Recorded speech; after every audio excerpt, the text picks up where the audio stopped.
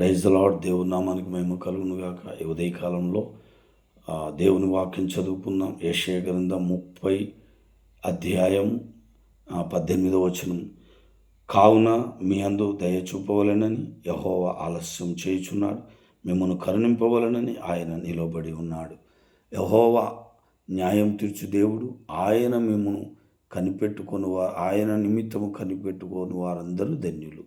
ఈ ఉదయకాలంలో దేవుని బిడ్డలారా, మరి నీ యందు దయ చూపవలనని ఆయన ఆలోచన చేస్తున్నాడు. మిమ్మల్ని కరుణింపవలనని ఆయన నిలబడి ఉన్నాడు. ఖచ్చితంగా మీ జీవితంలో అద్భుతం జరుగుతుంది. కనుక దేవుని బిడ్డలారా, ఆలస్యం అవుతుందంటే ఖచ్చితంగా దేవుడు కార్యం జరిగిస్తాడు. ఏమాత్రం సందేహింపొద్దు, ఏమాత్రం అవిశ్వాసంలో పడొద్దు. ఖచ్చితంగా నీ పట్ల గొప్ప కార్యం జరిగిస్తాడు. విశ్వసించు, నమ్ము, దేవుడు అద్భుతం చేస్తాడు. కాబట్టి చదువు సంజలిని నన్ను బైబుల్ చదవటానికి దేవుడిచ్చిన మహాకృపకై ఆయనకు నేను కృతజ్ఞుడనై ఉన్నాను.